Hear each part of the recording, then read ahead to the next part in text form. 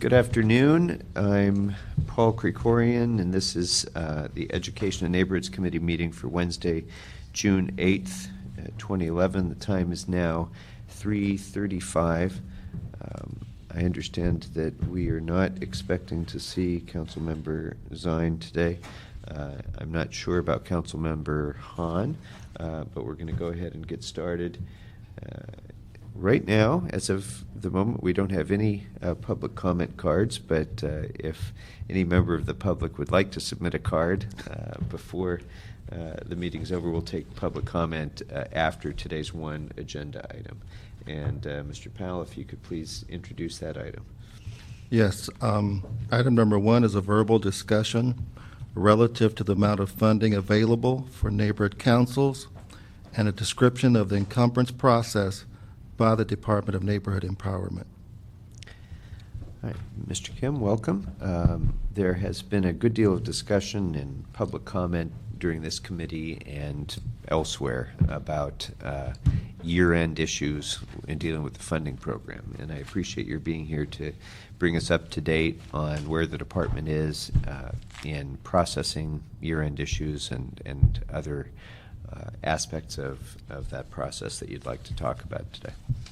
Thank you. Bongwan Kim, General Manager for the Department of Neighborhood Empowerment, and thank you, Mr. Chair, for allowing us this opportunity to update the Council as well as the neighborhood councils on the status of the Neighborhood Council funding program.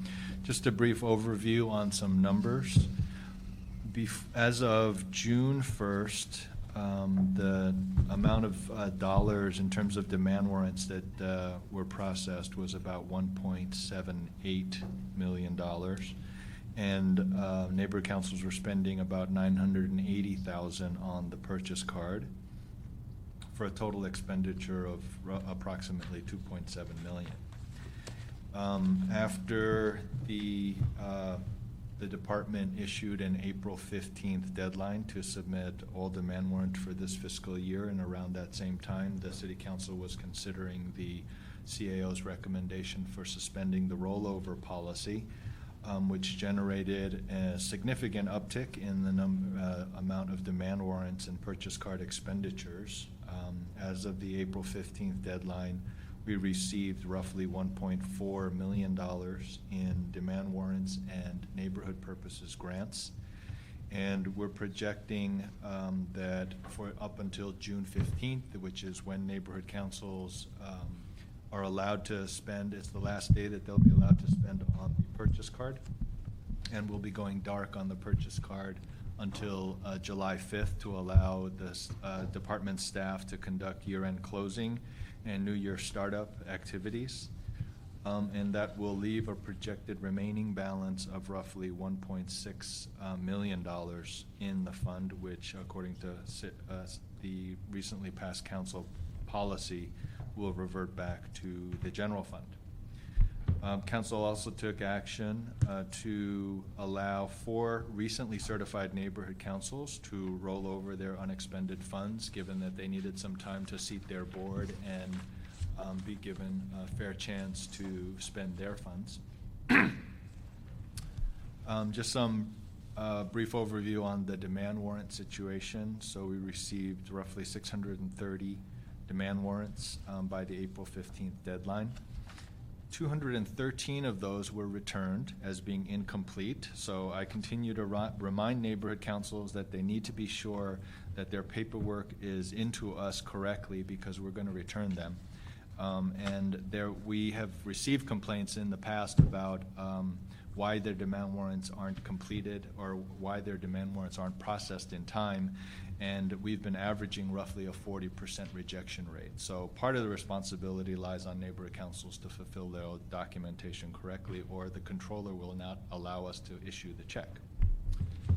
And on that point, have you seen repetition of the same kinds of issues of lack of documentation coming up, and does that suggest the possibility that that might be rectified with some additional outreach or training to neighborhood councils to be able to help them come into compliance?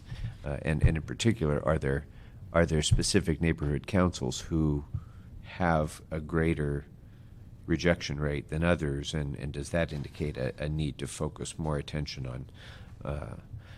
on those neighborhood councils to bring them into compliance and ensure that they...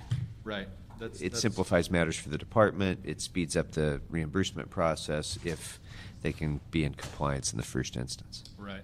That's a good question. Unfortunately, because of the limited staff and our emphasis on processing demand warrants, we haven't been able to track it and get the kind of analysis that you're suggesting. I'm hoping that once we can automate the system, that it'll allow us to do that kind of analysis, to go back and fix some of the systemic problems, but also reinforce the training.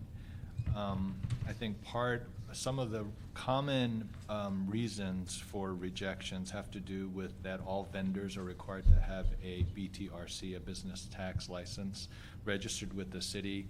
Oftentimes, neighborhood councils work with mom and pop businesses who are not used to doing business with the city, so that's one thing that comes in common. But the other human resource issue is that it's very difficult to get neighborhood council treasurers to volunteer for that position. It comes with a lot of responsibility, and a lot of times people don't have the necessary financial background, so that is incumbent upon the city to increase our training efforts to make sure that we minimize that. This past year, we did simplify the demand warrant form to try to keep it as simple as possible, and so we've made some efforts to try to do that. But what we find oftentimes is that the treasurers are really not used to working with city government, and so sometimes the paperwork can get pretty cumbersome, and they end up not submitting the right kind of paperwork. The number of checks that were issued by the department between April and June were roughly 360, and we have roughly 250 more checks to issue. There is a process called the automatic billing process that we're going to have to look at for the next fiscal year that contributes to some of the confusion between neighborhood councils and the department in terms of what their remaining balance is. The neighborhood councils have access to temporary help, Apple One and Helpmates and those kinds of services, so that they can keep meeting minutes, and some of them hire bookkeepers, but mostly they hire secretaries. Those vendors will oftentimes bill us directly for the services, and we haven't corrected the system where neighborhood councils are informed of each bill.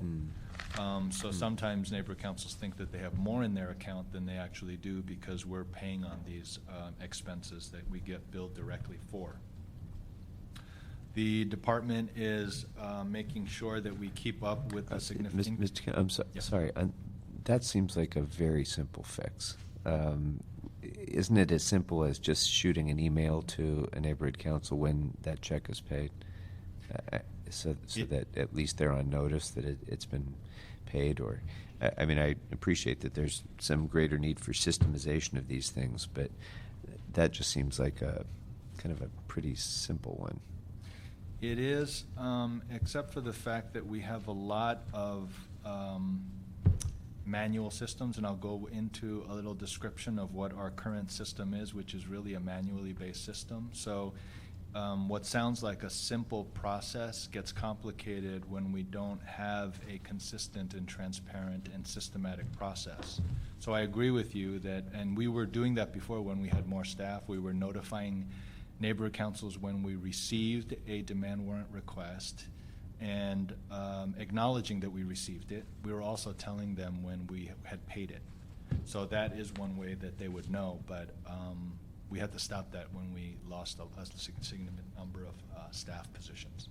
But I'm hopeful that those kinds of simple communication and management tools is going to be available to us going into the next fiscal year.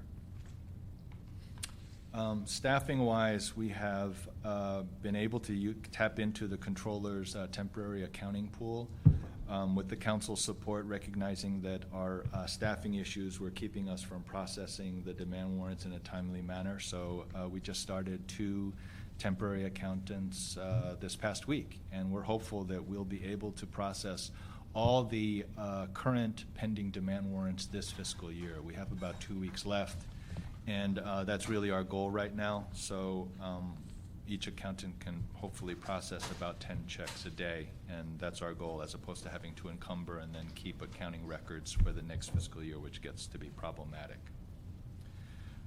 Purchase card information would include that we received roughly 106 requests for quarterly limit increases.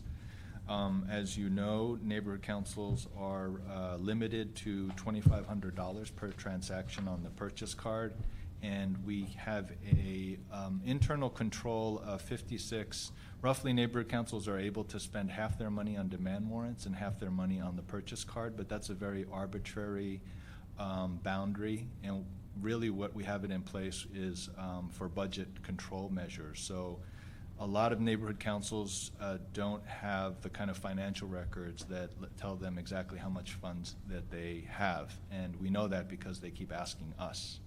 And so every time a request comes in, we have to make sure that they have enough funds in their account, and then we notify U.S. Bank that it's okay to increase, and then we impose a restriction again. Merchant codes are also a source of complaints that I've received. The problem with the purchase card is that we don't have any upfront approval process, so there's some degree of exposure there in terms of potential abuse and fraud. The way that we're approaching it now temporarily this year and based on controller recommendation is to block certain merchant category codes that where public funds can't be used. Now, the problem with this is that sometimes Vons will register as a prohibited vendor because they sell liquor. So we oftentimes have to try to fix that, and it gets to be a complicated issue because the U.S. banks use this merchant category code that it's sometimes hard to really know which vendor is allowed and not allowed. Neighborhood councils have been spending roughly an average between January and March about $83,000 a month on their purchase card. In April, it increased to $178,000. In May, it increased to $194,000, and we're projecting about $190,000 for the rest of June. So they are spending the balance of their funds, whatever they can, through the purchase card. There are a few internal processes that I'd like to go over in terms of describing what the department has to go through in terms of workload to keep up with the demand. This is the first time that we've done a year-end sweep of all the funds, and the impact that it's had is basically the amount of remaining balances in each of the neighborhood council funds has been a systemic problem from the very beginning that it's been set up. So what we've had to do, since we don't have an automated system where neighborhood councils and the city are keeping the same financial records in terms of what's been paid, what's pending. So a lot of times boards will approve expenditures, but they won't submit the demand. They haven't submitted the demand warrant. So those are in essence accounts payable. We don't have any system that keeps track of all these things. So as you can imagine, it can get quite confusing when neighborhood councils ask us, how much money do you have? And then we ask, well, how many board expenditures have you made? And then we can get on the same page. That's literally what we're doing for every neighborhood council account between now and June 15th. We're scrubbing the numbers to make sure that we get accurate figures. The encumbrance policy that the department has passed is all the demand warrants that have been submitted by the April 15th deadline. Again, 40% of those were rejected, so we gave them 2 additional deadlines. So at the end of May was the second deadline, and we still have roughly about 50 demand warrants equaling about $140,000 that did not make the cutoff. So those won't be honored. If they want to pay those bills, then those will be paid from next year's funds. They would have to resubmit those. I'm sorry. Yes. Just take one step back a minute. Talk to me again about that. I missed the first part of what you said on the 100. that 150,000 that are not being honored. What was the reason for that? That they're not being, I didn't. Honored this year, and that would have to roll over into as an expenditure for next year. Oh, that would be all the 1.4 million in demand warrants that were submitted by the April 15th deadline.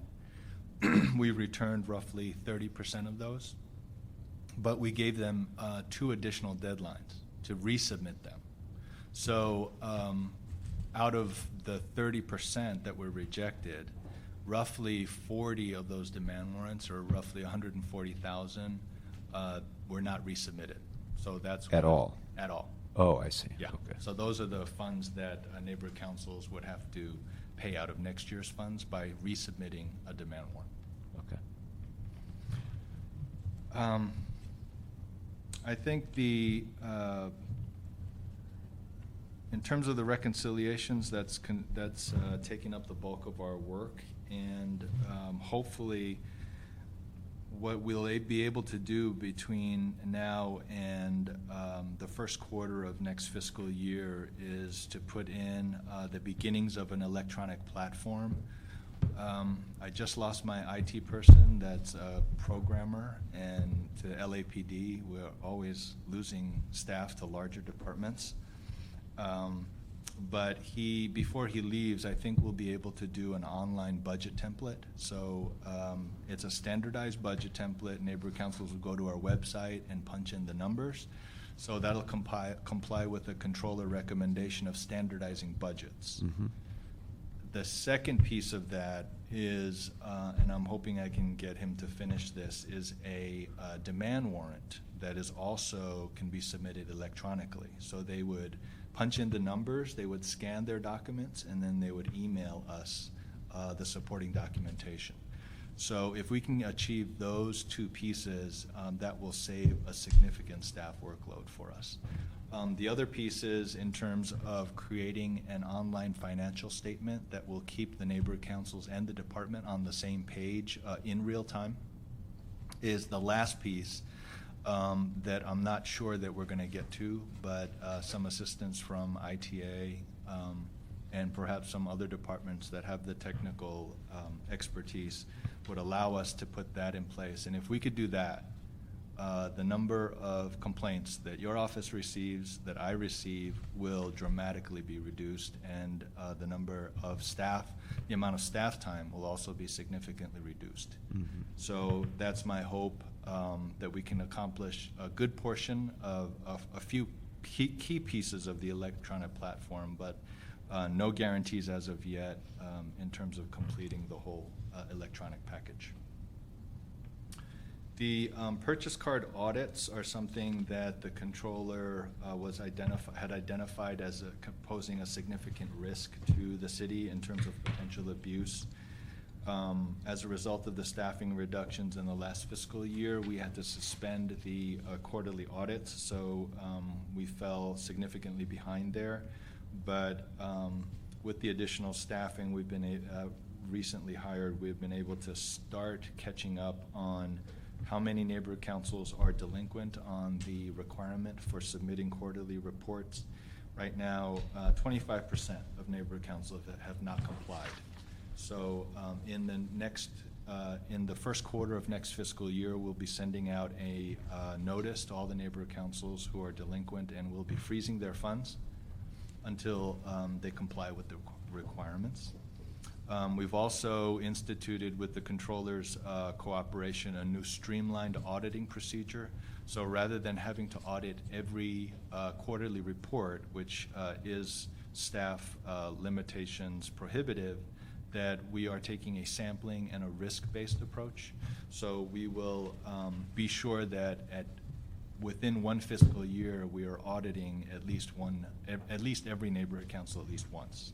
So the controller has agreed that that would be a sound process to assure that public funds are being accounted for properly. And we'll emphasize training. This past fiscal year, we trained 76 board members and treasurers. neighborhood councils are required to have second signatories for all the demand warrants, and so we feel that the full board should really be aware of not the intricacies, but the general oversight responsibilities for managing public funds. And we are also instituting a volunteer treasurers resource group where we're recruiting experienced neighborhood council treasurers to help us go out and assist those neighborhood councils who are struggling with their bookkeeping needs. And hopefully we'll be creating a training of trainers where neighborhood councils, we can rely more on them to kind of fill in the gaps of city staff that are not going to come back. So I mentioned the electronic platform. I can't overemphasize the importance of having that kind of system in place that's going to keep my staff sane for this next year, and also significantly reduce the frustration of many neighborhood councils who are trying to be patient with a manual system. They can get pretty clunky, and we often make mistakes. When you have a system that relies largely on manual entry, you will have mistakes, and that has been happening. So when we do the reconciliations, that's when those discrepancies are resolved, and then we have a going forward number that's pretty solid. Yeah, and even when there aren't mistakes per se, when it's not reconciled in real time, you have different perspectives from the department and the neighborhood council as to what the balance is on any given day, which is the source of no end of problems for the neighborhood councils, I know. And, that's right. Okay. And I've also advised the neighborhood councils that the entire city is converting to a new financial management system, and that the controller has been doing an excellent job of training our staff, but whenever you convert to a new system, you're bound to have some glitches. But the city's financial management system, I think, has a lot of potential for meeting our needs. We'll be able to account for the demand warrant side of the financial accounting needs with the financial management system. So we'll be able to keep track at an individual neighborhood council level. The last piece of it is how to reconcile the purchase card transactions. And then I think if we can get those two systems in sync, then it will, at least neighborhood councils will know what has been paid in a real-time basis. And that concludes my update. Can I ask you to please just talk briefly about the year-end deadlines? You talked about a number of the April 15th deadline, the June 15th deadline. Right. And specifically, there's been some confusion around those deadlines, I think. Can you talk about what, if anything, is different this year than in prior years with regard to year-end closing of the books and deadlines that are necessary? Great. We instituted an April 15th demand warrant blackout last year. That was the first time that we implemented that procedure, and we had to do that because the combination of having a manual system plus less staff requires us to conduct year-end closing activities as well as New Year startup activities, and it's impossible to do that with a constantly incoming flow of demand warrants, and well, the purchase cards are a different matter. So it's largely for management purposes, and if we're able to establish this electronic system, we may not need to do that, but it's primarily because of those two factors that we had to do that. This is the second year that we've done it. We gave 2 months advance notice to neighborhood councils. We followed up with bi-weekly notices, emails to each neighborhood council treasurer. So I knew that this was going to be something that was going to cause some stress in the system.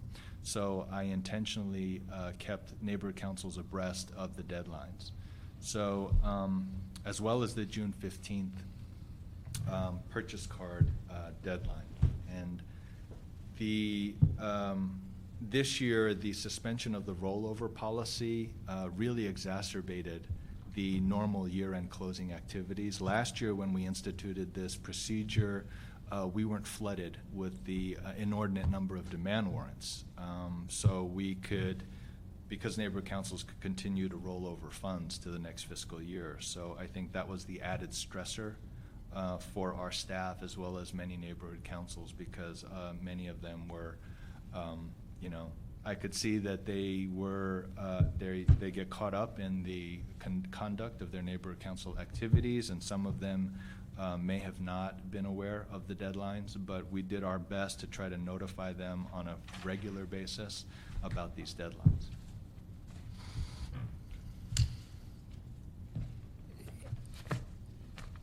And if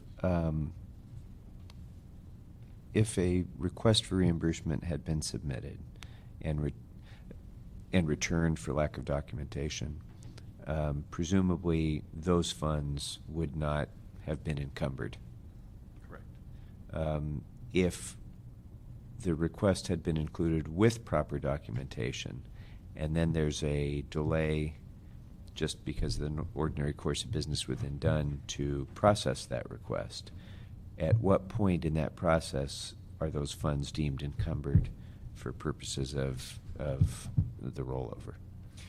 It would be deemed encumbered if they had submitted a demand warrant by the April 15th deadline. But the 40 demand warrants that I mentioned earlier that were returned and given 2 extra deadlines to correct and resubmit, if they were caught in that batch of demand warrants, that would be the ones that we couldn't honor this year.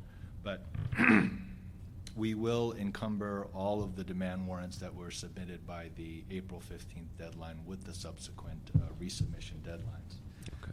The other dollar amounts that we'll be encumbering are regular ongoing expenses. So neighborhood councils keep the helpmates and the temporary help vendors. Those are ongoing monthly expenses, so they don't need to submit a demand warrant for those. We'll honor those. Basically, we've looked at each neighborhood council account and determined the pattern of expenditures, and we tried to track as best we can.